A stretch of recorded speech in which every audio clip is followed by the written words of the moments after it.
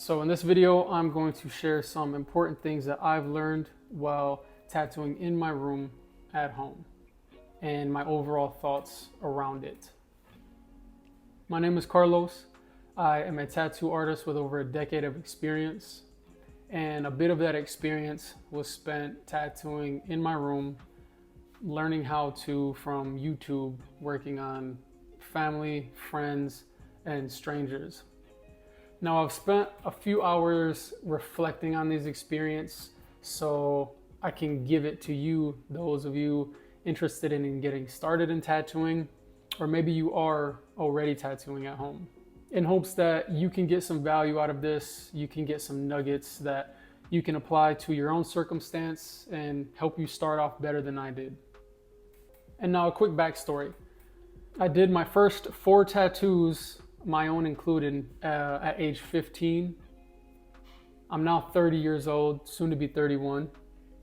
I started taking it serious around age 16, 17, and then continued to learn how to tattoo from home from about 2010 to 2015. And now I want to give you the good stuff, what you're here for. Tattooing at home can be very comfortable. However you are comfortable, however you get comfortable at home, think of that and then tattooing as an extension to that. You can set the vibe, the tone, the music, whatever you do to set a comfortable mood, that's what you can do for yourself and your clients or your friends, family, whatever. Now this one is pretty obvious, but you don't have to leave. If you want to, you can do house calls, things like this. I have my own opinion about that, but you don't have to leave your home. You don't have to worry about leaving late, getting caught in traffic, having to clock in. And this is good for the homebodies, the introverts. You can stay in your cozy home, make art, and make money. Now, you make the rules. Essentially, what I've learned is that you can do whatever you want. If you want to eat food, tacos, pizza, while you're tattooing, you can do it. If you want to drink, smoke, play loud music, have a party, work in your pajamas, it's your home, you make the rules, you can do it. Some of these things I wouldn't recommend, but again, it's your home. I would just recommend do the best job you can with the tattoo and create the best experience that you can. While tattooing at home, I learned that there are a lot of challenges to it. There are challenges learning what to do, what not to do, as well as growth. I learned that my growth rate was very slow. I didn't have anybody to tell me that I was doing something good or doing it bad. I didn't know what I was doing. In the beginning, I wasn't really reflecting on what I was doing during the tattoo. And when I would do a job that wasn't so great, it would lead to discouragement and some imposter syndrome. It was very challenging to get better very quickly.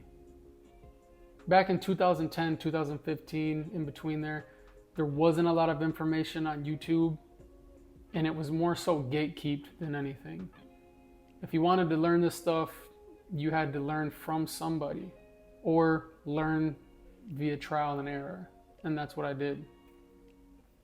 That leads me into the next thing, which is bad habits. If you don't know what you're doing, you could be doing something good, you could be doing something wrong. And if you continue doing these things, eventually it turns into a habit. And the last thing you want to do is create bad habits, especially if you don't know that they are bad habits.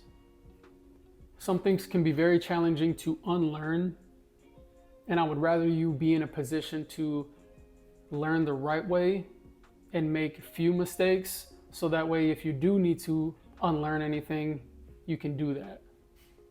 This was a process that I myself had to go through before my apprenticeship, during my apprenticeship, and then even a little bit afterwards. One of my favorites that I learned is self-development. I'm very grateful that tattooing put me in a position of being uncomfortable. Growing up, I was a shy kid, kept to myself, and being in positions that tattooing put me in, I had to learn how to develop skills, communication, small talk, how to listen to people, how to make people laugh, how to give people what they want, and many other things. I didn't just learn how to create art in a different form or make money off of doing something that I loved. I learned how to become a better version of myself. And this is something that still happens today, and something that I still put an importance on today so that I can be better 10 years from now. So personal development, remember that one. I also learned that it's important to tattoo within your skill level. Far too many times I see people that just start tattooing, and by their 5th tattoo, they're doing pieces from the elbow to the shoulder. And within that, the tattoo lacks all of the skills of technical application, design, composition, readability, and many more things. Personally, I think it's best to practice one technique before moving on to the next. You ideally want to get to a place where you're comfortable and you have a good sense of how to apply line work in multiple different sizes before moving on to whip shading, packing, stippling, and many other techniques. I'd also recommend to start with small designs first. Don't do the things that you know you can't do, because it's just going to lead you to more discouragement. You want to work within your skill level, so that way it's not too boring and not too challenging, and you can learn within that little gap. And push yourself a little more and a little more with each tattoo. If you can't do a portrait, don't try it. And if you're going to, then be honest, which will lead to the next one. Reputation. Reputation is probably the most important. Reputation is going to stay with you from your first tattoo, from your apprenticeship, to the end of your career. And it's not just going to be within tattooing itself. It's going to be connected to your professionalism all the way to you as a person. Myself, I'm not perfect. I've messed up tattoos, but I've always made it a point to do my best work, give good experiences, and maintain a good reputation. Whether that be the skill level of my tattooing, my character, me as a person, or the experiences that my clients have with me. And now that leads to the other side of the same coin, which is professionalism. I learned that professionalism is a must. Whether you're a seasoned tattoo artist at the well-known shop in your city, your town, or you're a tattoo artist in your home, make it a point to be a professional. Carry yourself like a professional. Do the best that you can, learn from each experience, adapt, and become better.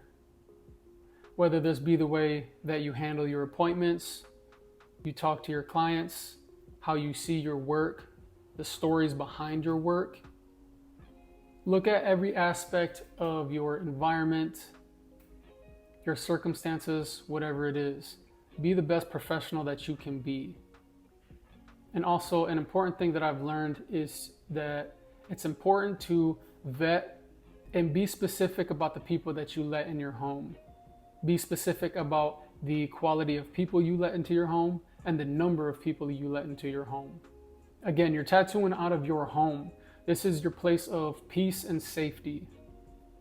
The last thing you want to do is have potential arguments about payments, the tattoo itself, or have people in your house that see your home as an opportunity for a come up, for a lick, whatever it is. I myself, looking back at it now, have had many characters and groups in my home that I look back and I question things that they've said, or their actions. This is important. Vet who comes into your home. And don't just take anybody. Like, what are you doing? And now, those are some of the things that I learned while tattooing at home.